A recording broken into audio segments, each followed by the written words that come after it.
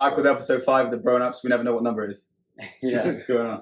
Same old, we've got Sheldon on today. You want to introduce yourself, drop your socials? Sheldon Active. I do calisthenics. I've been doing it for a while now, and I'm here with the boys today just to go through some shit, talk some business, and see what this is really about, you know? Sit, man. Good to have you on. Respect, I bro. already know you, but yeah. Well, let me at least explain, because trust me, when I first started off, people were like, they didn't even know what calisthenics was. I was just saying, basically pull-ups in the park, and it's a bodyweight sport that involves pull, push, static holds. It's just like calisthenics comes from a Greek term, kalisthenos, Right. which means beautiful strength. Therefore, it's like just doing stuff in a elegant way, in a strong manner, and kind of putting your own twist on it, you know? So it looks cool, but like, it's not just meant to look cool, there's something more to it as well, is that right? I feel now it's out there a little more. Like I said, I started, 8 years ago, and it was literally a workout form. Nowadays, TikTok, Instagram, it's blowing up for, I think, the right reasons as well. I'm not hating on people that are making it look cool, because it is. It does look cool. It does look cool. It is cool. Like, it's one of those things. It's mad cool. So if you got that kind of style, it's all about style, I feel. And everyone has their own different styles in life, you know? So like, even people outside of calisthenics? Yeah, even like, there's all different types of people that do calisthenics. I'm one of them, but there's doctors that do calisthenics. There's like guys that come from regular bin men jobs that do calisthenics, and again, everyone interprets their own style into that. So like, I like to make my side of the sport look as easy as possible, as clean as possible. I got people in the game that want to make it look as strong and powerful, like as hard as possible, you know, and like they really show strength. So what is the whole thing then? Is to give style to exercise, or is it to make exercise look easy? Or I feel so. The whole thing, in a nutshell, I would say, is it's a lifestyle. Calisthenics is a lifestyle, same way like powerlifting, CrossFit, even just general gym. I feel like it's a lifestyle that you just take part in now, like as a sport or as a hobby, whatever it be. You know the Cali part to it. I always thought it was something to do with like Venice Beach, because you don't see people working out on the beach. Yeah. I always thought it was from people doing pull-ups there, and they just made pull-ups look fancy and do all them other things with it. It has nothing to do with California now. Nothing to do with California. Just got a big scene there, because obviously they got the beach, they got the weather on their side and stuff like that. But Australia, same again. Like, there's that Bondi Beach, and they're big on there. When you said Venice Beach, there, it made me think of, you know, you got those bars and people hang on them. They do dead hangs. You got little competitions at Venice Beach, like hang for a minute, and a minute is way harder than you think. Yeah. Do you have to like train your grip like crazy in calisthenics, because so much is hanging on your grip, isn't it? People underestimate what calisthenics is, and like, I feel like once you get into it, you start to understand so much more about your body. It's not just about strength and conditioning at that. It's like there's a big understanding to what you're trying to achieve in whatever goal that be. But like, yeah, it's definitely one of those where understanding is one of the biggest things I feel in it. So grip strength, yes, you're training that, but like, some people are unaware of this because they're trying to use brutal strength for like... Yeah, it's mad. You couldn't just walk in it. I went to one of his classes before, and it was just mad hard, like even the basic things. Yeah, I've had Shiz come to one of the classes, and I'm glad he did, because like, I feel everyone sees calisthenics, and again, I think they consider it as easy until they literally give it a go a little. You make it look easy. I know, but that's my job to make it look easy, you know, like, and that's my style, to make it look easy. But again, like, as soon as you grab the bar, you realize the level of grip strength you need, or the level of like strength you need in order to. You do can see this like skill. big gym guys go in there and they're just like struggling with like basic things. Oh, really? Yeah, like, they might be able to deadlift like whatever, but they can't do a pull up. You know, that's what's mad about it. But again, that's because I feel like people are trying to do this out of pure strength, or like some people get angry in the gym and they smack each other and all that madness there. Like people are trying to do the most when really and truly it's understanding and tapping into a different side of the brain, I feel, It sounds like calisthenics is a bit like golf. Like people will go there like, oh, I'm going to be able to hit it like 500 yards or whatever, and then it's all about finesse. Nothing about... I've been that victim in golf. Trust me, I go there thinking I'm Tiger Woods, and then you soon realise that, like you say, there's levels in skill to this. It takes mad concentration as well, golf, doesn't it? Because you think you just hit it, and you just have to rip the turf up. Yeah, that time we were selling golf clubs. You remember we went down to the driving range, and we bought these golf clubs, like we were talking about in the other episode where we'd sell them. The end came off. They were like the best golf clubs you could buy. Yeah. Alibaba. Do you remember the head came off the thing when I hit it one time? Yeah, man. Yeah, it didn't even make anything like easy, did it? Like if you use a cheap one or a better one, but like. And that one that we bought that was meant to be like top of the line, even though it was people complained about it, a couple of people saying that it wasn't as good as we'd said it was. It turned out being way better than anything I'd used. I remember taking my dad's golf clubs and using this one that I was selling at the car boot sale. It was insane. Bar the head coming off, it was insane. Yeah. Like I would improve my drive by like 50 yards. Yeah, I remember that guy turned up to your door, didn't he, to return one after using it. Oh yeah, I was selling golf clubs this time, right? And we're at the car boot sale, and I'm chilling, and this guy's walking with a mission. I have no money on me. This guy's walking, he's holding the golf club, and he's walking with pace, and I'm like, for God's sake, I don't have any money to give this guy any refund. Anyway, he turns up and I'm like, bro, I'll be honest with you. I actually, for a second, I looked to see if I could have slipped away and driven away, but I couldn't. I was like, bro, I'll be honest with you. I don't have any money to give you a refund. I was like, but if you leave the golf club here, it's a good golf club. Someone else will buy it. I was like, I'll get you the money soon. So he left, and then I had the money back to him within an hour. But he trusted me, which is cool. Yeah, proper hustling. Yeah. We sold Uggs at the marketplace before, didn't we? We had like a load of, Wellington boots. Yeah. We bought a load of wellies. Fur-lined wellies. Yeah. What do you mean? Where are you going to sell these things? Like literally, this sound like a car boot or something. He found a car boot somewhere like local to here. And shed a car boot. Yeah, he's like, meet me at 6 a.m. This time like, I went clubbing, and I must come back at like 4 o'clock. And I went straight to car boot sale with him. I was like half asleep in the car, and he's like slinging wellies on the side. And what else did you have? Uggs. Yeah, Ugg boots. Yeah, so we were selling like wellies and Uggs, and then why did we buy them again? Bought them off of this guy in Cheddar. Someone was selling those. No, I'm not about the wellies, not the Uggs. Oh, the wellies. Yeah, remember there was a load of wellies? Yeah, that was my dad's friend bought a load of liquidated stock. And we bought them for like £11 a pair, didn't we? A load of fur-lined wellies. And the retail was like 100 quid or something. Yeah, they were really good wellies. You man lost me on this one. You man are selling wellies and Uggs at car boots. Yeah, man. Like, that's mad. What? And people are buying it. And razor blades. Yeah.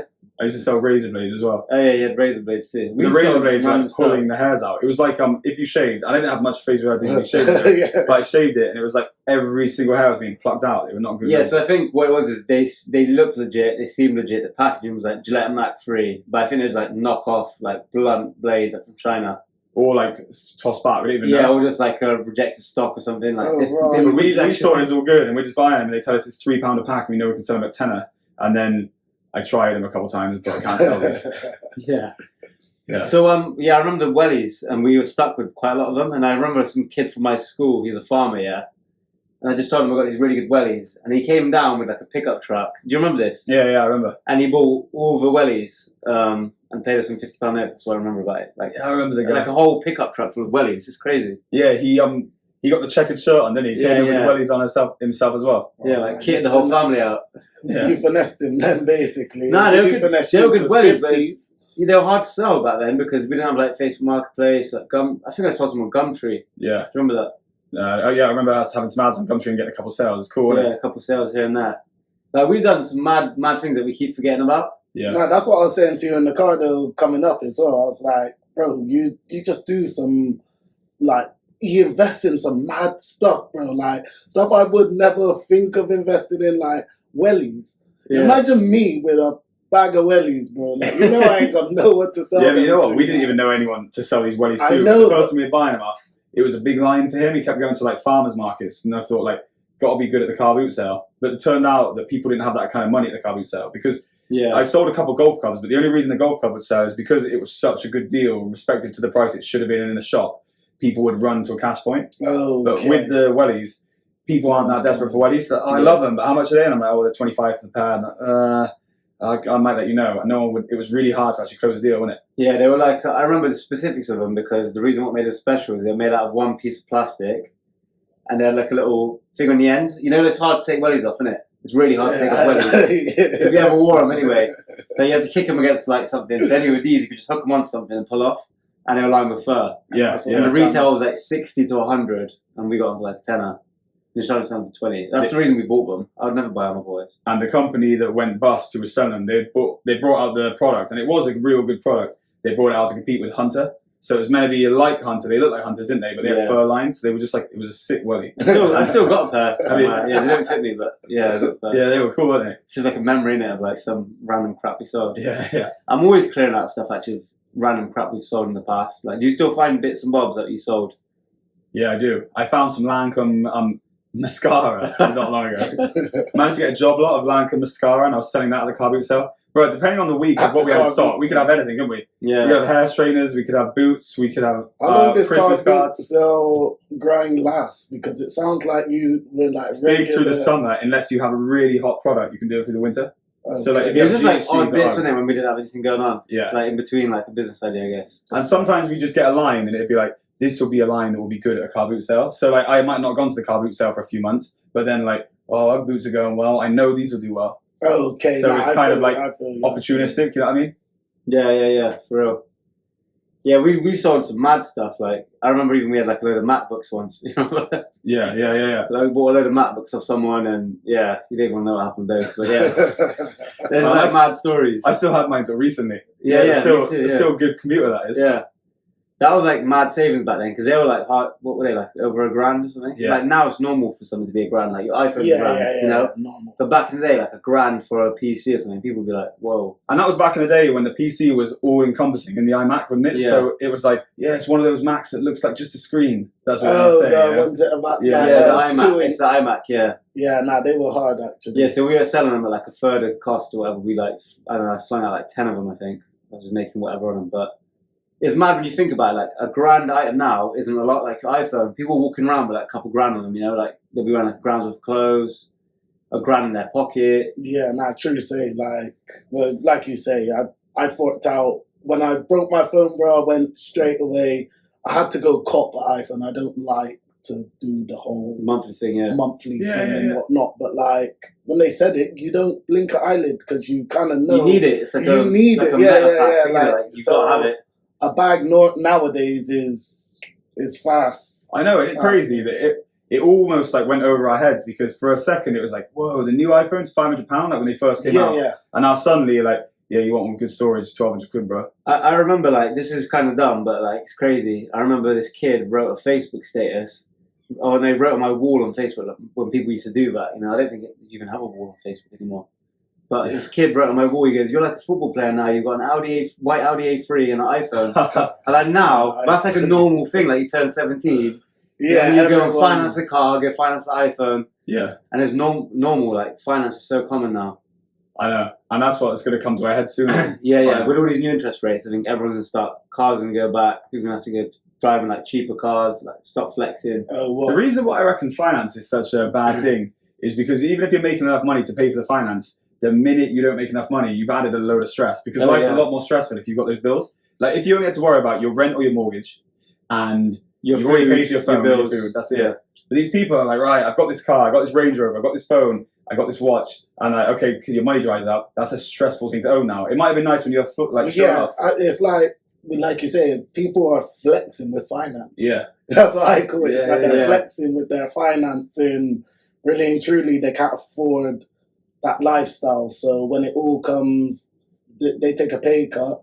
That's a car cut. Yeah. It's a I whatever. don't think there's even a car cut for most people unless it gets real desperate. They just stress the hell out, rack up more debt on other cards and stuff to try and keep up the appearance, you know? Well, yeah, no, true to say, the amount of people my age, like I'm 29 turning 30, bro. The amount of people my age that are talking about they're ready to clear debt. So when they hit 30, they're debt free. Yeah. I'm like, how much debt are you in? Like, Yeah, what have you done You to went debt through in accumulate? your 20s. Yeah, what have you gone through to accumulate this debt that you're talking about? Because I come from a different background. I don't deal with debt. Like, I don't like it, like, period. So if I can't afford it, I won't buy it. It's a better way to be. Yeah, 100%. Like, not many people have that attitude though, especially these days. But no, nowadays it's where you gotta have it. Like, as a kid, I feel the pressure is you've got to have Oh yeah, the yeah, latest this or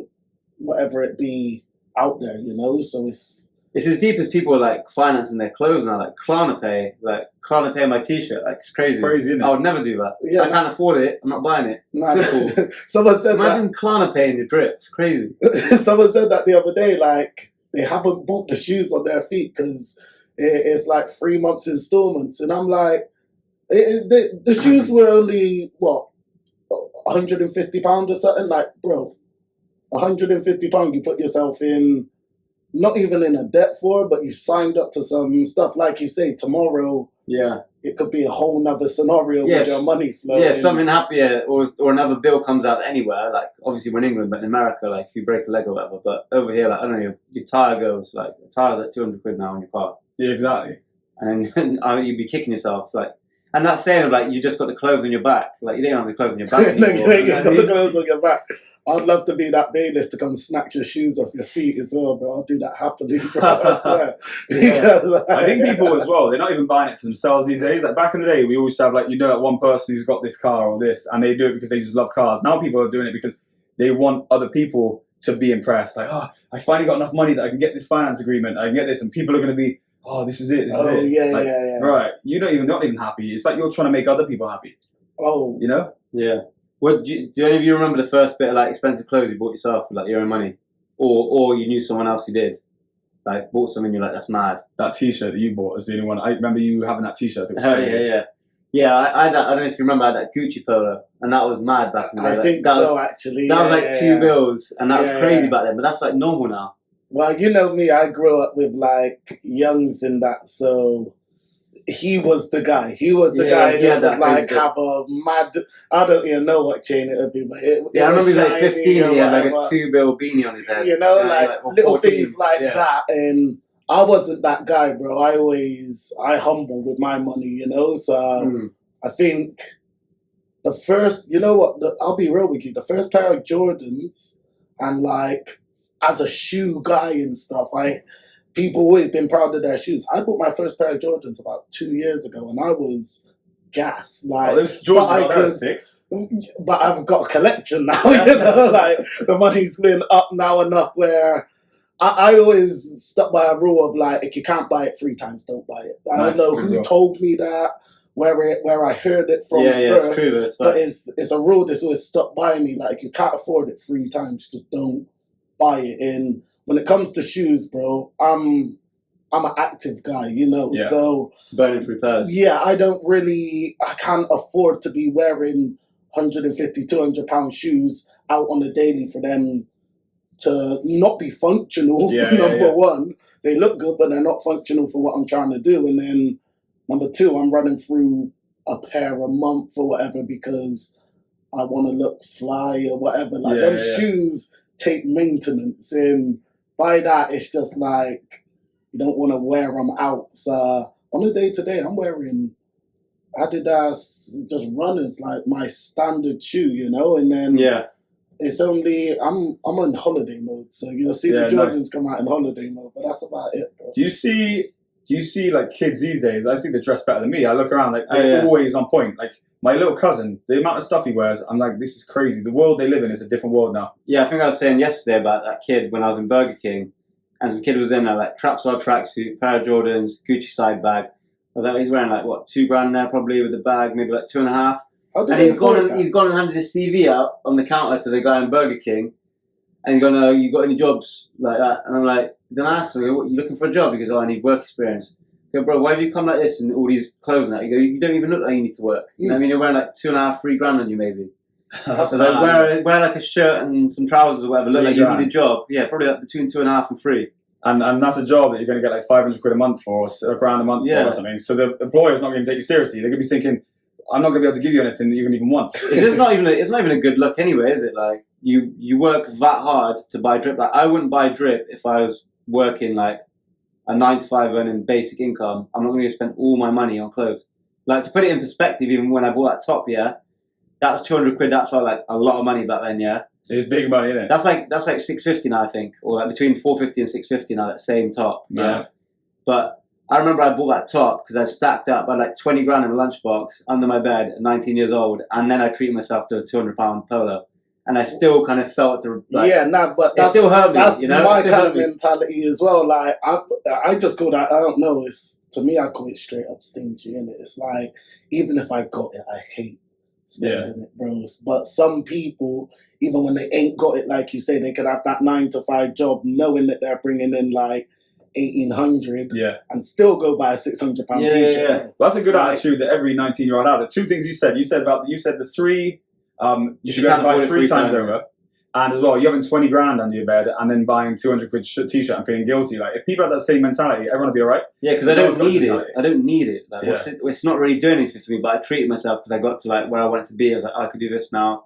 I got the car and I got the 20 extra. Yeah, like when we were What in, else am I gonna do with it? and we were talking when we were in Luxembourg about like this is what people need to do. They need to get a base level set up, don't they? Yeah, Like once you got your foundation, so you got a house, you got a car, you got all the basic stuff sorted, then you can have fun, and then maybe you can spend half of what you earn or whatever you want to spend. But if you want to start getting all the stuff the minute you have a job, do you know what? That's what I see most like recruitment people go into is they get like drunk with all the stuff that's going around them, and they just spend all their money, which is a good salary, on stuff to try and show they got money instead of getting the base level sorted. Because if most kids gave up on trying to look rich when they're young and just got the base sorted, they could be rich when they're 30. yeah, You know, yeah, or for sure. 40, Do you know how hard that is in this day and age with It's a the it's a competition discipline they've thing. got? It's a Yeah, discipline it thing. is. It's definitely discipline, but like the morals are just off, bro. The morals are so off. The discipline's like it's hard to teach discipline when the morals ain't even there. Like, how are you gonna tell a kid don't be dripping? You got all this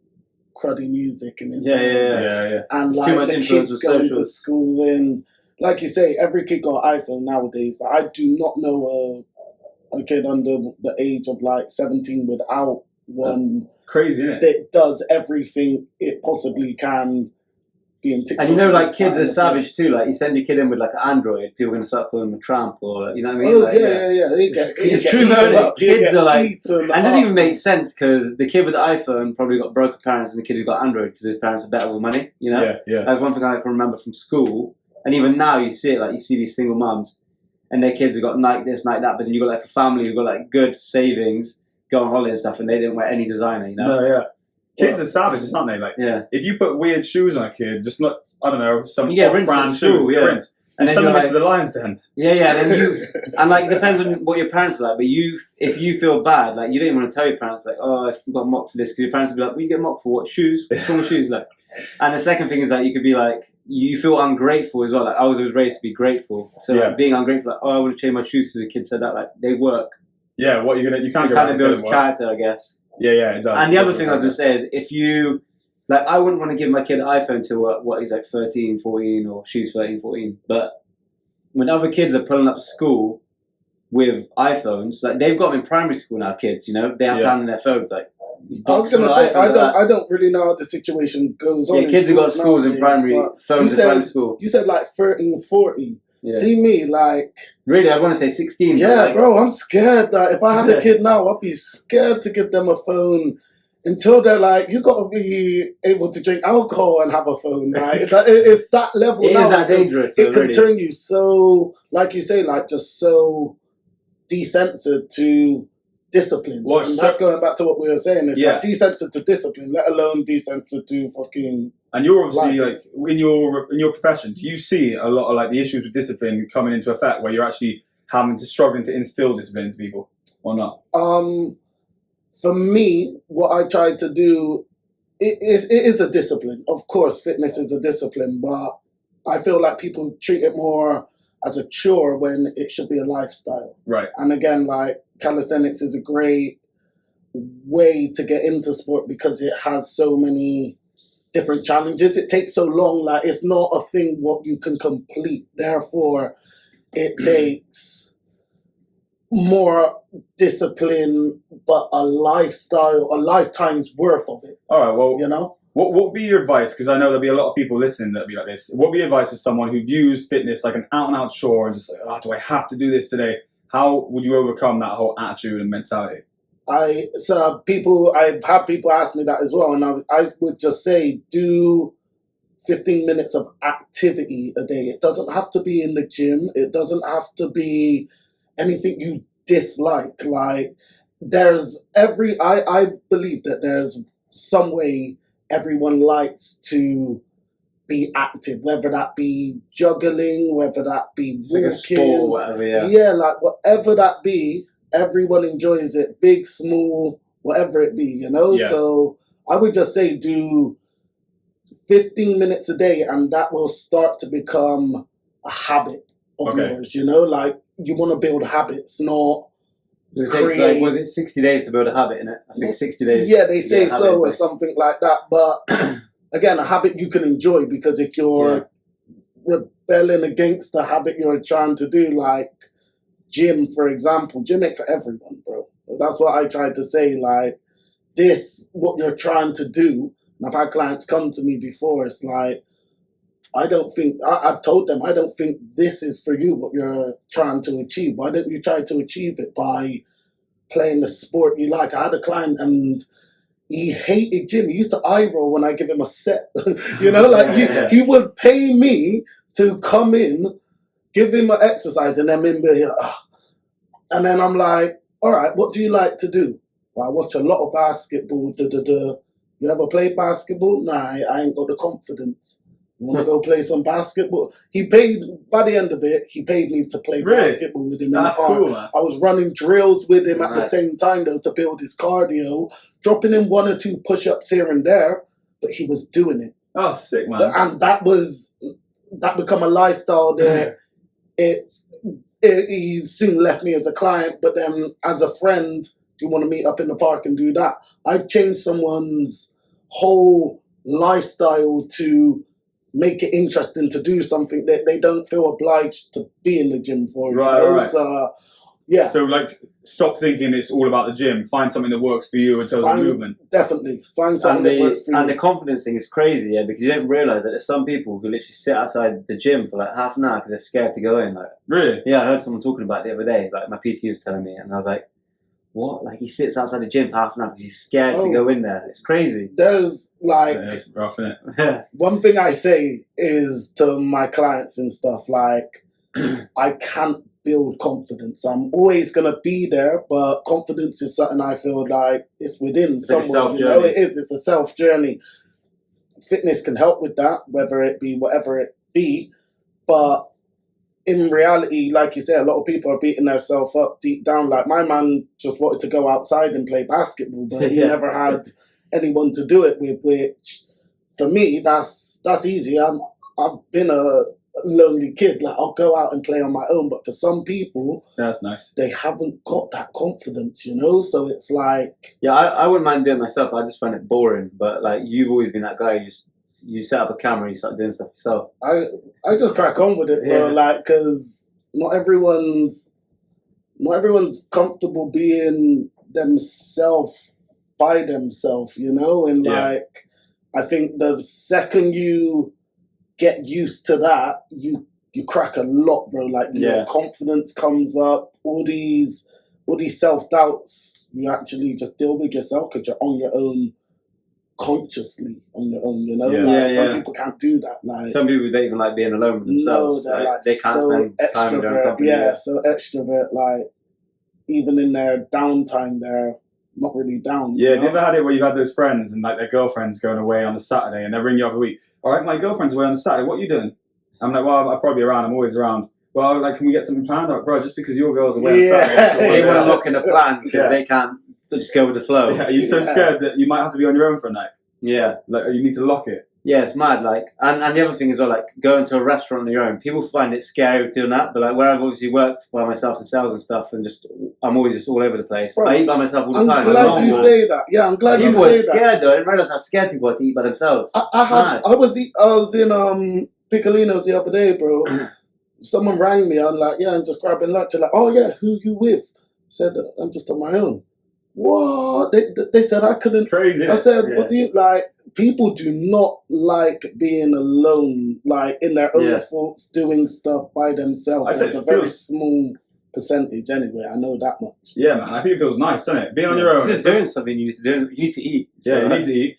And sometimes it's nice to be on your own tour. So you actually have stuff to think about that it's busy, where sometimes it might be harder if someone's there. You know, like I just want to get into my phone, I want to research, read some emails, pace, have a nice meal. It's nice. Bro. I think the other thing is that a lot of people have never really been on their own. Like they've been at home alone, but the TV's been on, the music's been playing. Like they can't live without music or the TV or something. Like Yeah, I it's don't. like I don't have a telly in my I have one in my house, but is it on 24/7? That background noise isn't there. Like if you come into my house right now, bro, a lot of people say it like it's very eerie.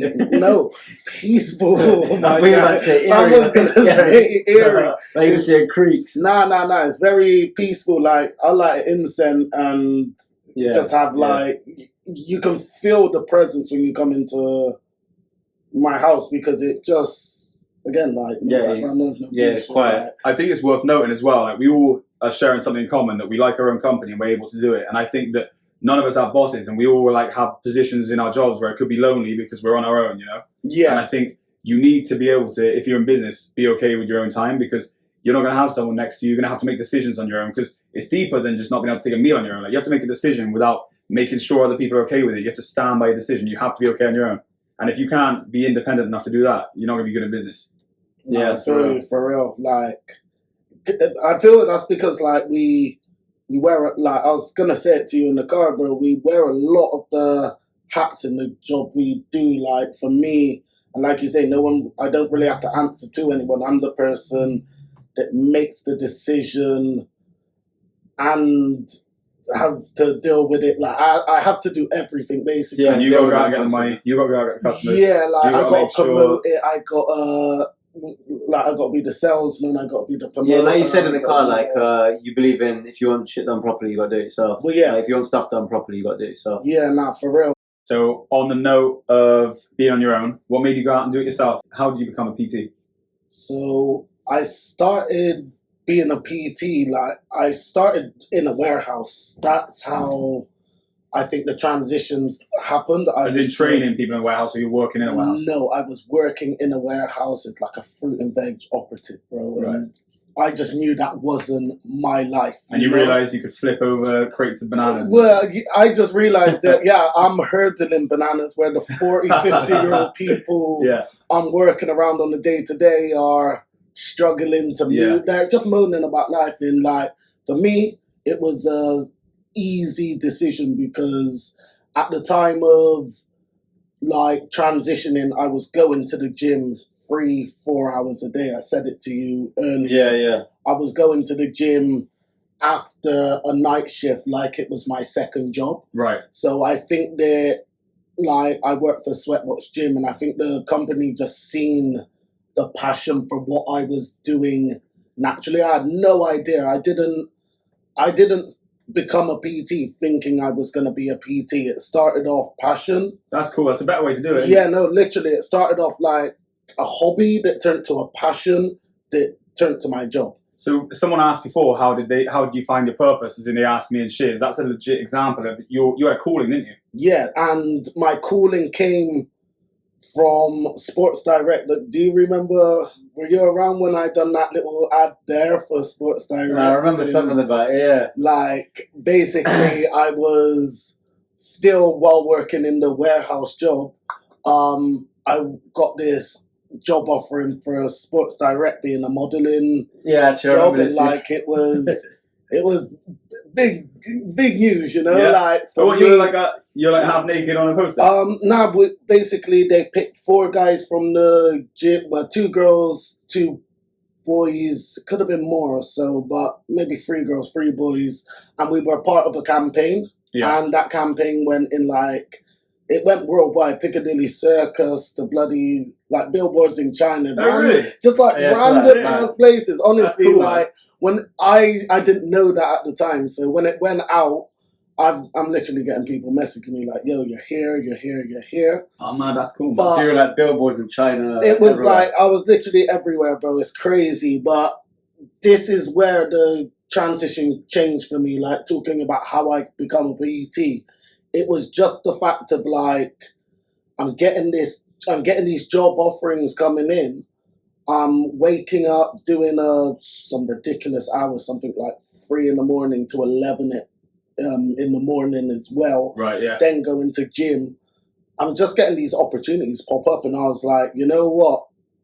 I think I just celebrated my 25th birthday at the time, so I was like, it's now or never. Yeah. It's literally like now or never. I'm surrounded by these 40, 50-year-old depressed people that are just talking about just stuff that like don't concern me. You know? You don't want to And be them in 25 years. I could feel their energy almost rubbing off on me, and I'm a positive guy. Like you can be a positive guy and get ran down by negativity if you stay there too long, you know. And like I could feel their depression kind of rubbing off on me, and it was a case of like I'm getting these job opportunities come through. The ball started rolling, and I was like, well, let me run with it. Like, let me actually see what happens, because I was in a position I could have stayed in that little warehouse and been making my 20 to 25k a year. At 25, I was all right. Yeah, you know, yeah. like in my own little mind, I Yeah, felt yeah. like I was all right and I could stick this out. But I also got in the back of my mind, like, I know I wasn't born to do this. I wasn't built to do this. Like the energy and the vibes I bring off ain't for a warehouse at 4 in the morning. It's just not built for that, you know? So yeah, I just told myself like, if it don't work, I can always come back to this. That was my mentality. If it don't work, I could come back to it. And so what was the first like hurdles you had to get over then in terms of like, right, I need to get my customers? Was it I need to get money up? What was like the first things that were stresses? So you got a job at the gym first, right? Or not? Like you were basically I working got anywhere, kind of like you were there 4 hours a day. in a weird way, like I remember. So one day I just walked into my job and like I could feel in the air they were gonna fire me anyway. So it was like I think they just felt the shift in my energy. So I walked in and I went to the boss. I need a meeting, and I told him like this ain't working out for me. Boom, boom, boom. So before you put me on some kind of probation and monitor my behavior, how about I just leave? You know, and they were all shocked, like looking at me like, is this kid crazy or whatever? Like, yeah, I walked out of there. So, what's the word? Like Free. Like I had no clients. I had no clients. I had no experience in PT. I was on no form of qualification or anything. But I walked my ass from there to the gym, told them what happened, and said, I want to be this guy. And like I think at that point they could see the dedication, and it was like it was already set up. But I left my job at 25 with no clients, with no education in what I was doing, just the knowledge, knowing that I could actually make this happen. So that self-belief, your self-belief it was to work out, like basically.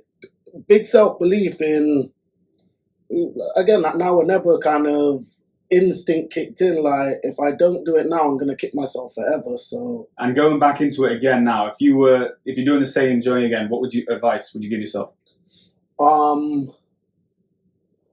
Just prepare.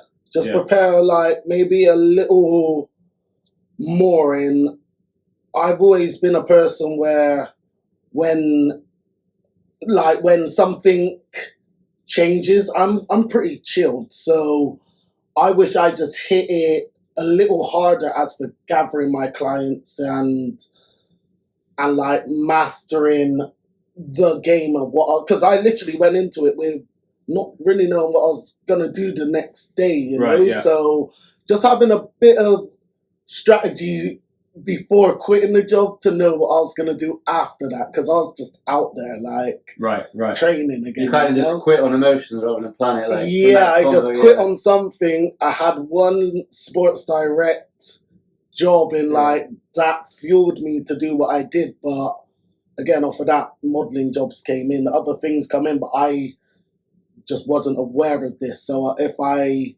knew anything, it would just be like know what was to cut. If I knew what was to come, I would work harder towards keeping that up. You know, Right, yeah. I was chilling. And what's your biggest key to success as a PT? What would you say is like the reason why it's worked so well for you? Personality, bro. Yeah. Just personality, like being yourself. So what's the most important thing then? Is it personality? I feel so. That's what people buy into. People buy into definitely. your personality, the person you are, and how much again you believe in yourself, bro. Like no one's gonna want to be trained by unconfident PT. So there must have been, and I got a big personality in the gym. Like there's two sides to me. I like to say that to everyone. If you see me in the gym environment, I'm a lot more bubbly and like, it's not even the testosterone. It's just, I guess, what the gym brings out of me. It brings something out of everyone. And for me, it's like, it's my way of being social. It's like your playground, isn't it? Really? It's my, it's like my, and I've always been a big kid. So That's like cool, you say, it's like my big playground where I'm not gonna pass someone in the street and say hello, but in the gym, I understand it. You're working hard. I respect that, so I acknowledge it. I don't show a lot of acknowledgement elsewhere apart from in the gym, I guess. So there, what you said about it being confidence is the major key, like self-belief and like the personality. Does that mean like there's someone listening out here, say they're never like washboard abs, but they're pretty decent? Yeah. Could they be a PT, or is it? You know what? Some of the best PTs I know, big up Zab, I'll big up Zab on that one. Yeah. Like They part of Palios, yeah. Yeah, one of my good friends in the gym, like he don't look, and he would agree with this, he don't look like the typical PT, but the knowledge that guy got and what you can learn off of him by having a 5-minute conversation is more than you're going to get off of that dude on Instagram that's always flexing his muscles and showing you a 1 minute core exercise. They don't eat no food all day. Yeah, like that guy there, that's lying to you. Basically, yes, you can be a PT if you don't look the part. Like, does it help? No, it doesn't help, like, to look the part, I'll be honest with you, because I've known some people, again, big mug, like, they look the part. You got to practice what you preach as well. Yeah, like, you have to, bro. You have to. It's like a fat person telling you like, how to work in the gym. You'd be like, you don't look the part. I see people giving out exercises that they don't do themselves, and like you say, like, that, to me, practice what you preach, you know, and like, some people, they look one way and they're showing people how to do it another. Where's the maths in that? It doesn't make sense to me, you know. So I think as well, like what you're saying, like Instagram, for all loads of reasons, and like body, I think is the biggest one. Is people see something that's not real, don't they? Could be using steroids. Yeah, definitely. Could just be one of those people who don't have a relationship to food in the same way that the other person does. Yeah. Because we all know there's people growing up who couldn't put any weight on, and we all know there's people who couldn't get any weight off. So people just have different relationships to food, and I think that... And now you can sell that on Insta. Yeah. You've always been skinny. Yeah, now you can sell your eating disorder. It's like, hey, get skinny with me. Like, you don't eat for 3 days. Drink herbal tea. Yeah. Well, one thing I tried to tell people, in like, there's 3 different types of body types in this world, in like exomorph, endomorph, and mesomorph. And how does that work?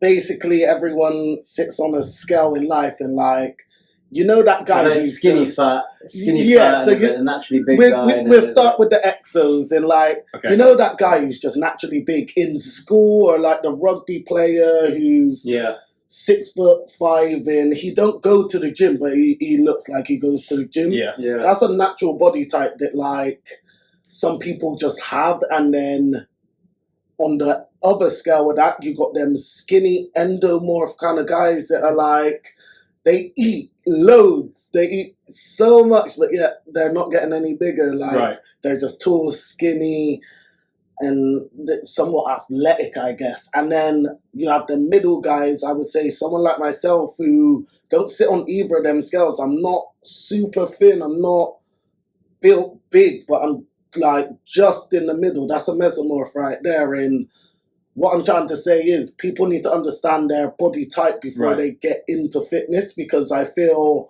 an endomorph, skinny guy, trying to change it into a big guy is a lot harder if your body type just ain't built that way, you know? So some guys come to me, they want to be super hench and they're super skinny. I'm like, it's possible, but your body ain't gonna like it, you know? Like, your body ain't supposed to be this way. And that's one thing I've never really cared for. And it isn't because I have what I've got. I think it's just because, like, I'm in it for life. It's a lifestyle. So the body type I was born with and given is the one I'm gonna work with. And I think the sooner people understand the body type they got, the better they can work with it to be happy with it, you know? Like, I know that ties in well with what you were saying earlier about the confidence, is you have to love the tools that you've been given, don't you? Like, you've been given this body, and let's make this body the best version that I can make. I'm not trying to make it a completely different one. Like, I'm going to make this tool as sharp as it is at doing what was given to me. And then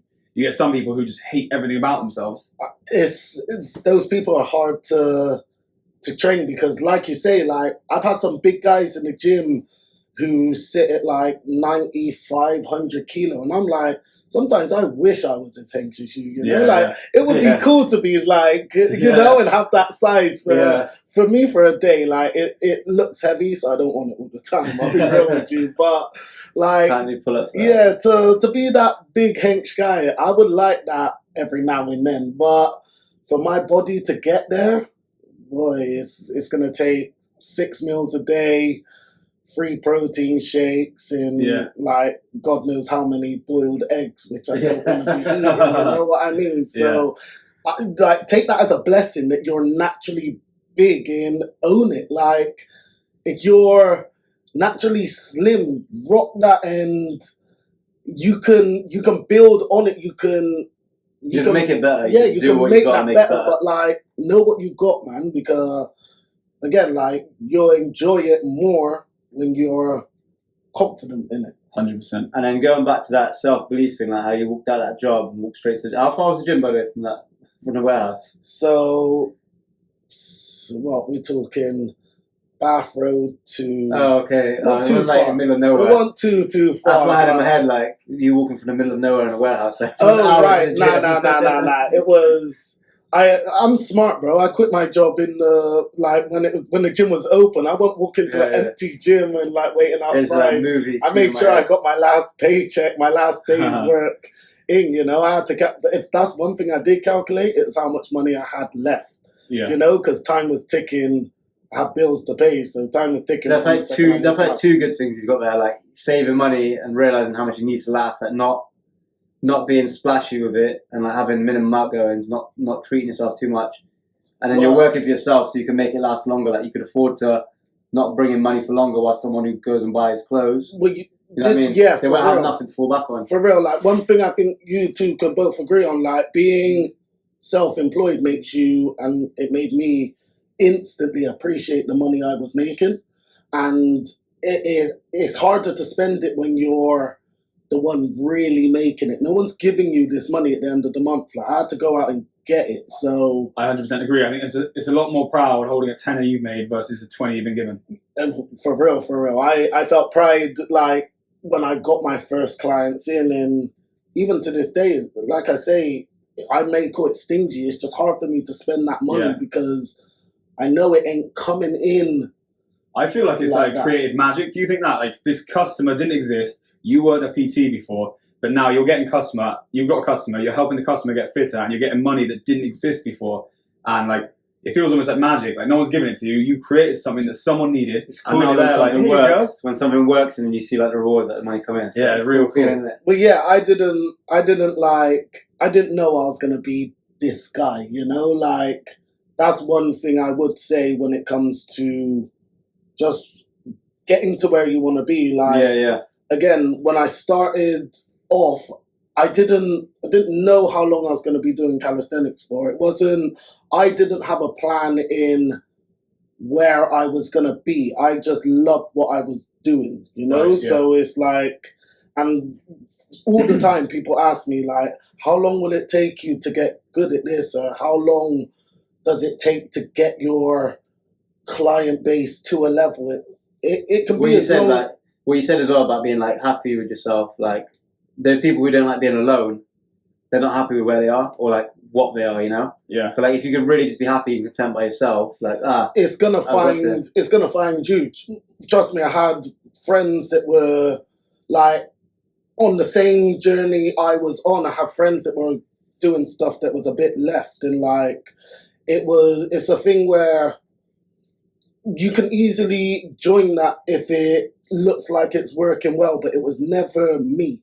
And once you know who you are and you're comfortable making a honest wage, like just an honest wage for what you enjoy doing.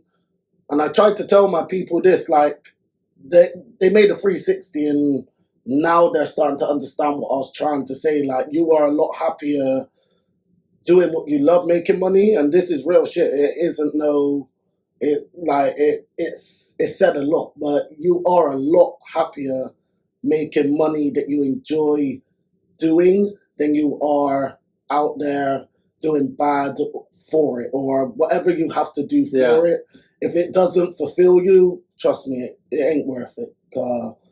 I'm making less than I have it in some professions, and like I'm a lot happier, you know. And Yeah, 100%. Yeah, money and like little, you know. Yeah, you got to enjoy doing what you're doing. nah, for real. Like, otherwise it's just pointless. Bro. Yeah, I think you'd lose your soul. Like if you're doing stuff just for the money you get paid and you didn't enjoy the job, I think you lose your soul. You can even lose your identity. Some people do shit they don't agree with. Yeah. Like they'll do stuff they don't morally agree with. Yeah, definitely. Yeah, and I think you got to be real careful with that stuff. What was that point you were saying a second ago? There was something I had a point on it. I might have What, self-belief? Or it was just after that. Just saving after the money, so you have money to fall back on. No, it might come back to me. It might come back. The other thing I was going to say about how you said, you know how you said when you're working in that warehouse and there's those miserable, depressed people and it like rubs off onto you, like it is contagious, isn't it? Like depressing people are like contagious. And it is also like, do you see with that contagion, the comfort's contagious too? Because you see someone who's like 45 and they're like, yeah, I got my wife, and you just think, sounds like it could be an easy role. Like, I could just stay here. I could just do what you're doing. I never wanted to be like. I've always gone against the grain as for the way life has been put out for us. And I say it now, like all the time. If you know me, I tell people all the time. I don't think there's a blueprint to the life that we're living now. Like there was, and that was grow up, go to school, get a job, get a girlfriend, marry her, settle down, blah blah blah. Like that. You know, that's facts. That's facts. I reckon that's the reason why religion is coming in back, where people are taking to religion, because of that same reason. I think people are craving that blueprint again. Like unless because obviously you're free spirit in a way that you're like, right, okay, the blueprint didn't work. You're going to create your own blueprint. I think a lot of people. There's one that might work already. Yeah, like everyone's abandoned it. You know, like it was working, and everyone thought this way is better now. And now everything's kind of in decline, and you've got like. But at the same, you know what I mean? At the same time, I feel like people are still trying out this old blueprint, and in 2023, bro, it's just not working. Like you're gonna. It's like a hybrid thing, though. And now it's a hybrid. They're trying to do the old thing, but with people who think differently. Yeah, you know and by that you're like the wrong people. They'll also be like, we want death till us part, whereas the whole thing was structured around being afraid of God, marriage. So the minute you're not afraid of God, you're just doing it because you swear to promise to this person. But the problem is, once you don't like or fancy that person anymore, what does the promise really mean? That's why it has to be deeper. People don't even like each other. Most of the people who's getting together at my age are just scared to be alone, I feel, right? Let's be real. Like you're almost scared to be alone because you know that I guess the clock's ticking on this blueprint that says you should have a kid and have this by that age. Like, if you don't follow that, you're cool. I heard an interesting thing the other day, actually. It said something about, like, if someone gets married for God, then if the husband cheats, the wife's not going to cheat out of trying to get back at him, because she'd be sinning against God too. Whereas if you're just getting married for the sake of getting married, he cheats, now you feel like, oh, well, I need to cheat, and it's this toxic like decline of the whole relationship. Whereas if you both believed in God, let's play a scenario, they both believe in God, they would say, well, okay, he might have cheated, but I'm still not going to do wrong by God. Two wrongs doesn't make a right. Yeah. I don't think people are getting married for God. No, they're not. I think that's the issue. There's a lot more financial people like reasons. men get married because they think they can lose a girl, and girls get married because they want security. Like, Yeah. that's real. Whereas men should be getting married because they want to set a framework up of the family they want, and a woman should be getting married because she thinks that this guy has the best chance of survival of her and the young. And I think that now it's just like, well, this guy looked good on my arm for Instagram. And people do it for Insta these days. They get married just for a couple of pictures. They want to go to these crazy spots to get the sick ass photo. The way I see it, and like, I don't know if this is going off topic or staying on topic or whatever, but like, in this day and age, in the way I see it, not everyone's supposed to be together forever. Like, there's supposed to be even with kids, like, there's a time when you might love each other, you might have your kids and whatnot, and then you might separate. I don't know why that's seen as terrible if you're both playing your part as parents still. Like, there's, as animal wild instinct, like, not everyone's staying together. There aren't a lot of animals that stay together forever, and I think we're accustomed to having it in the blueprint, but nowadays it just seems like, again, there's a lot more independency in male and females that almost make us not compatible for the long run, you know what I mean? Yeah, but do you know what? All of this links back to what we said earlier, it's discipline. It's a discipline to put up with a significant other that might annoy you. It might annoy you the way that she hangs her coat. It might annoy you the way she takes her shoes off, whatever it is, but that's a discipline for you to be like, this is good, I'm doing right by the family. It's not all about how I feel in the moment, it's about what am I doing for people around me. And I think that people are just like, I don't want to be there anymore. I feel some men do it though. Like they'll work a job they don't like. They'll do this. They'll still look after things that women find it harder to put up with something they don't like. They won't stay in it for the kids as much. You know what I mean? Yeah. Because it's more based on the feeling at the time. Yeah. They're more acting their emotions as opposed to like men are kind of a bit more logical with certain things. But you get emotional boys as well. You get manual. I was going to say you I know what we call is like springing to mind. Like a simp, you know, someone who is not putting rational thought. They're putting this girl, I fancy her more, and I think that's not a good way to be. Yeah, I feel you. Yeah, jumping ship like every time you get like a bit of a flirt. Yeah. It's not a good way to be, and that's the discipline. Like, I know I fancy this girl, but this is my wife. I'm like, or I know this is my wife, but I'm not going to just try and make this one my wife and get rid of this one. It's like, just stick, you know? But the same thing happens a lot more, like you said, with females. It's like the guys who are on their emotions too much and the women who are on their emotions too much. Yeah. Like, it's just about down to discipline, like you said. All discipline. Isn't it funny that all of life's problems come down to discipline? Like, relationship problems, it's a discipline. Like, even out of shape, discipline. Like everything. Health problems, lack of discipline, like everything, like don't got the money, discipline. Yeah.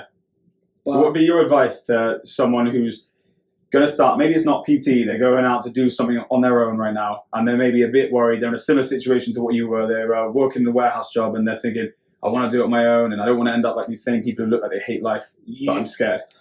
I would say, give it a go, because like, again, I would rather say I wish I did than I wish I didn't, you know, like, vice versa. I wish I didn't, then I wish I did. So it's one of those where if it don't work, you're going to end back up in the same pattern you were in before. But like, if it does work out, trust me, it's rewarding. It feels rewarding. That's one thing I can say. Like, I survived the lockdown. Yeah. I would have had trust me, I would have had the job I had if I stayed through the lockdown. They would have got rid of me anyway. So me being self-employed at the right time, I guess, got me through something, because it would have broke me. I think you jumped at the right time anyway, because everyone who started doing their own thing in pandemic, and they made money in it. Everyone, because everyone was just handing out money. Like, I got money for PT, I got money for gym, I got money for haircuts, I've got money for like clothes. And you can tell it's your purpose as well because you're so passionate about it. Your energy with it's cool. Like you make me want to try calisthenics now. Like, you kind of sweat box. Bro, give it a go. Honestly, I used to go Give on it a go. Tuesday. But that's one thing I was gonna say as well. Like talking just pandemic stuff like that. Like everyone jumped on being an online coach, and Yeah. I've only just started my online business now because the dead stuff is fizzled out. You know, like. Do you want to plug your online stuff? Because this podcast, as we get bigger, is going to have a lot of views and you're going to get to plug this online. And we'll get you back on the podcast. Yeah, no, for sure. Again, like I'm right about now, I'm right in the mix of just putting everything together. So YouTube tutorials are going to be coming out. My socials are all under Sheldon Active and it's going to remain that way. But Sheldon Active on Instagram, YouTube, Twitter. YouTube. I haven't got Twitter. I don't talk too much. Just be to Shiz, he knows his stuff with Twitter. I don't talk too much, bro. Like, do you think I should have a Twitter? I think we should. I don't know how to use it properly, but Shiz is the guy. Yeah, it's good. I mean, if you write threads, like threads are good for you. Like, yeah, but what am I gonna talk about? I'm doing push-ups. You like talking about, yeah. I'm doing push-ups right now. Bro, people make the most boring things sound mad on Twitter. Like there are like 20 paragraphs about it. But then again, that's being. But you don't need everything anyway. I was gonna concentrate on one thing. The tools that help me, I would say Instagram because I can be myself on it. I like to use TikTok as another one to show the other side of me because, again, like as a PT, I feel people think you're one way and like. And that's Sheldon Active on TikTok, yeah. Sheldon Active on TikTok as well. Again, like. But yeah, people think you're one way all the time, and it's like I am a normal person, and I want you to know that so that again you can understand. Is that why you got them videos like dance around in the morning? Oh, that's just me. That's just me. Like you see me on my decks and like I got a big personality. I saw you doing the mad thing with the kettlebells as well. Oh, a kettlebell shell. Yeah, kettlebell shell. Like that's gonna come. That's sick, man. That's coming soon. Yeah, he does some mad stuff. He's like. But that's what I mean. Like, but I try to make fitness fun. That's my end. If I can do anything for anyone, it's finding what makes them happy within being active. It isn't you being the best at it or you even being the best version of yourself because I feel like that can be pressure for some people, especially in a fitness environment. There's a lot more things you can be better at in like beating yourself up for, but fitness, as long as you're doing something, that's what matters to me, you know? Like yeah, man. Just do something and keep yourself active. That keeps you happy, you know? How far are we in? We're on about time. Perfect. It's been a good episode, man. Yeah. Yeah, cheers for coming in, bro. Nah, wicked. I enjoyed the We'll get you back on the podcast as well. It'd be cool to launch all your online stuff as well and like, come on in when it's plugged and come back on the podcast. Like literally tomorrow I got so much filming to do. It's ridiculous, like just fitness exercises and stuff like that. But give it a couple, I would say 2 months, and I'm gonna have everything up and running. Sick. With that, I'm looking to like take over the fitness, the Bristol fitness game. Anyway. Yeah, it'd be cool, man. And we're gonna get a lot of viewers on this, and we'll feed them over. We were talking about on the way up about doing shit yourself. Like he's saying, like his attitude is like do shit yourself if you want it done properly. In it, remember we saying that? Yeah. If you want to. And then we were talking about like opening the gym, but like everyone, what were we saying about opening the gym actually? You're saying like you do actually need other people like with that same attitude. Like it's hard to find useful people, but when you do, you come together. It makes it easier. Like people think, oh, it's so easy to start a gym, but like you need someone to do like the shit no one likes, which is like sales, marketing, admin, finances, the lease, all that shit. Yeah, you got to have people to do each of those things, the shit you don't like, and they got to do it like they like it. Yeah. So it's like finding, that's what's hard to getting a team, innit? Yeah. Well, that's what I said to you earlier as well, innit? It's like, especially with PT, and one thing I think people should know is like you are wearing all the hats. You are the promotion. You are the salesman. You are the product. So that's advice to a PT, basically. Yeah, you are literally everything. And if you're not willing or happy to be that everything, I don't think it's for you. Like, that's one thing I would say. There's a lot of different hats to wear in. If you're fixated on wearing one, it might just stunt your growth in this game, you know? Yeah, fair enough. So what's that? That's like the ultimate goal for you, isn't it, really, of your own gym? What do you reckon? For me, the ultimate goal, I would say, The more I do it, the more I would like to have my own gym, yeah, because I know I would run it the right way, you know. So the ultimate goal is to have a gym, and then I can cool off, and I'll still be the guy in the gym, but I think as I get older, I just want to Yeah, of course. enjoy what I've made Not from be it hanging more off your so. forearm Yeah, and stuff. you know what? You know I could do the net code, and I ain't gonna Yeah. be doing that for much longer. You know, Yeah. so when it's all said and done, I just want to be able to tie my shoelaces. Yeah. That is my end goal. You know, like fitness wise, it ain't gonna be about strength. It ain't gonna be about how much you can do. Is can you pick up your grandkids and can you tie your own shoelace as a big man? Yeah. That's simple. Cool, man. That's a good goal. That's what we should all be aspiring for. That's Really. longevity. Yeah, man. You know, that's longevity. That's what I'm after, bro. Longevity. Perfect. Cool. Want to close up? Yeah. What episode are we on? 5? Yeah, EV5 5. over. Another good Shiz episode. DZ with socials. James Lake Show. Sheldon Active. Sound, another good episode in the can. Love. Cheers, brother. Thanks for coming on. And you'll be back on soon. Yes, sir. Nice.